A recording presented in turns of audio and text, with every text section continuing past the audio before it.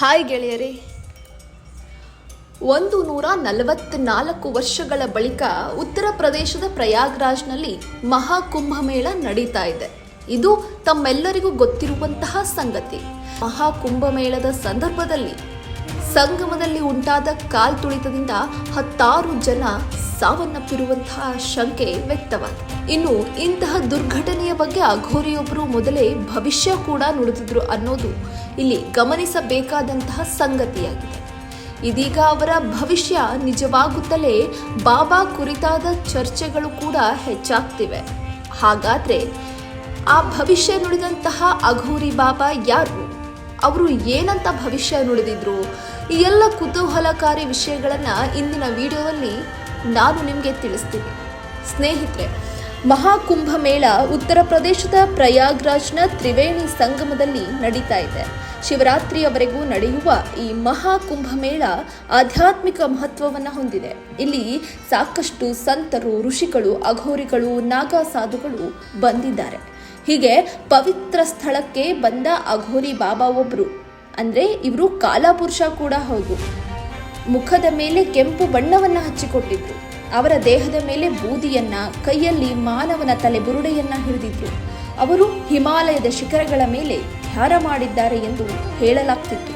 ಇದೀಗ ಅವರು ಈ ಮಹಾಕುಂಭಕ್ಕೆ ಆಗಮಿಸಿದ್ರು. ಈ ವೇಳೆ ಬಾಬಾ ಭವಿಷ್ಯವನ್ನ ನುಡಿದಿದ್ರು. ಆ ಭವಿಷ್ಯ ತುಂಬಾ ಭಯಾನಕವಾಗಿತ್ತು. ಉತ್ತರ ಪ್ರದೇಶದ ಪ್ರಯಾಗ್ರಾಜ್ನಲ್ಲಿ ಕಳೆದ 2 ವಾರಗಳಿಂದ ಗಂಗಾ, ಯಮುನಾ ಮತ್ತು ಸರಸ್ವತಿ ನದಿಗಳ ತ್ರಿವೇಣಿ ಸಂಗಮದ ದಡದಲ್ಲಿ ವಿಶ್ವದ ಅತಿದೊಡ್ಡ ಧಾರ್ಮಿಕ ಜಾತ್ರೆ ಅಂದ್ರೆ ಮಹಾಕುಂಭಮೇಳ ನಡೀತಾ ಇದೆ. ಇದೀಗ 95 ವರ್ಷದ ಅಘೋರಿ ಬಾಬಾ ಒಬ್ಬರ ಒಂದು ಭವಿಷ್ಯ ನಿಜವಾಗಿ ಬಿಟ್ಟಿದೆ. ಈ ವೇಳೆ ಅಘೋರಿ ಬಾಬಾ ಭವಿಷ್ಯವಾಣಿಯನ್ನ ನುಡಿದಿದ್ರು. ಇದು ವಿಶ್ವದಲ್ಲಿಯೇ ಭಾರೀ ಚರ್ಚೆಗೆ ಗ್ರಾಸವಾದಂತಹ ಭವಿಷ್ಯವಾಣಿಯಾಗಿತ್ತು. ಪ್ರತಿ 12 ವರ್ಷಗಳಿಗೊಮ್ಮೆ ನಡೆಯುವ 7 ಮಹಾಕುಂಭಗಳಲ್ಲಿ ಈ ಬಾಬಾ ಭಾಗವಹಿಸ್ತಾರಂತೆ. ಬಾಬಾ ಕಾಲಪುರುಷ. ಅವರು ಈಗಾಗಲೇ 7 ಮಹಾಕುಂಭಗಳಲ್ಲಿ ಭಾಗವಹಿಸಿದ್ದಾರೆ ಅಂತ ಹೇಳಲಾಗುತ್ತೆ. ಆದಾಗ್ಯೂ ಅವರು ಈ ಬಾರಿ ಭವಿಷ್ಯ ನುಡಿದಿದ್ದು ಶವ ಸಂಸ್ಕಾರದ ಸ್ಥಳದಲ್ಲಿ ಕಾಗೆಗಳು ವಿಭಿನ್ನ ಶಬ್ದಗಳನ್ನು ಮಾಡ್ತಿದ್ವು. ಸತ್ತವರು ತುಂಬಾ ಪ್ರಕ್ಷುಬ್ಧರಾಗಿದ್ದಾರೆ ಎಂದು ಅಘೋರಿ ಬಾಬಾ ಕಾಲಪುರುಷ ಹೇಳಿದ್ದಾರೆ. ಹಾಗಿದ್ರೆ ಇದೀಗ ಬಾಬಾ ನುಡಿದ ಆ ಭವಿಷ್ಯವಾಣಿಯ ಒಳಾರ್ಥ ಏನು ಅಂತ ನೋಡೋದಾದ್ರೆ, ಮುಂದಿನ ಕುಂಭಮೇಳದ ಹೊತ್ತಿಗೆ ಸ್ಮಶಾನದಲ್ಲಿ ಹೆಣಗಳ ರಾಶಿಯೇ ಬೀಳಲಿದೆ ಅಂತೆ. ಇದರಿಂದ ಸ್ಮಶಾನದ ಚಿತಾಗಾರಗಳಲ್ಲಿ ಶವದ ರಾಶಿಗಳು ಹೆಚ್ಚಾಗ್ತವಂತೆ. ಅಲ್ಲದೆ ಮುಂದಿನ ದಿನಗಳಲ್ಲಿ ಗಾಳಿ ಕಪ್ಪಾಗುತ್ತಂತೆ.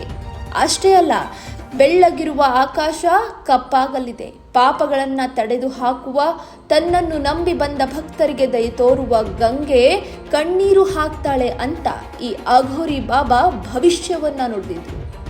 ಇನ್ನು ಮಹಾಕುಂಭದ ಬಗ್ಗೆ ಭವಿಷ್ಯ ನುಡಿದಿರುವ ಬಾಬಾ ಕಾಲಪುರುಷ, ಈ ಸಂಗಮ ನದಿಯೇ ತನ್ನ ಪಥವನ್ನ ಬದಲಿಸುತ್ತದೆ ಅಂತ ಹೇಳಿದ್ರು. ಸದ್ಯ ನದಿ ತುಂಬಿ ಹರಿತಾ ಇದೆ. ಕಾಲಾನಂತರದಲ್ಲಿ ಸಂಗಮ ಸ್ಥಳ ಹೊಸ ಸ್ಥಳವನ್ನ ಕಂಡುಕೊಳ್ಳುತ್ತದೆ. ಇದರಿಂದ ಮುಂದಿನ ಮಹಾಕುಂಭಮೇಳ ಯಾರ ಊಹೆಯೂ ಮಾಡದ ರೀತಿಯಲ್ಲಿ ನಡೆಯಲಿದೆ ಅಂತ ಬಾಬಾ ಭವಿಷ್ಯ ನುಡಿದಿದ್ರು. ಆದರೆ ಬಾಬಾರವರು ತಮ್ಮ ಯಾವುದೇ ಭವಿಷ್ಯವಾಣಿಯಲ್ಲಿ ಮುಂದೆ ನಡೆಯುವ ವಿನಾಶದ ಬಗ್ಗೆ ನೇರವಾಗಿ ಉಲ್ಲೇಖಿಸಲಿಲ್ಲ. ಆದರೆ ಅವರ ಭವಿಷ್ಯವಾಣಿಗಳು ಖಂಡಿತವಾಗಿಯೂ ಮುಂಬರುವ ದುರಂತಗಳ ಬಗ್ಗೆ ಎಚ್ಚರಿಕೆ ಗಂಟೆಯನ್ನ ನೀಡಿದಂತಿತ್ತು. ಒಟ್ಟಿನಲ್ಲಿ ಬಾಬಾ ಕಾಲಪುರುಷ ಈ ಮಹಾಕುಂಭದಲ್ಲಿ ಭಾಗವಹಿಸಿದ ಅತ್ಯಂತ ಹಳೆಯ ಅಘೋರಿ ಸಾಧು ಆಗಿದ್ರು. ಅವರು ಆಗಾಗ ಇದೇ ರೀತಿಯ ಭವಿಷ್ಯವಾಣಿಗಳನ್ನ ಹೇಳ್ತಾ ಇರ್ತಾರಂತೆ. ಈ ಭವಿಷ್ಯವಾಣಿಗಳಲ್ಲಿ ಕೆಲವೊಂದು ಸತ್ಯವೂ ನಡೆದಿದೆಯಂತೆ.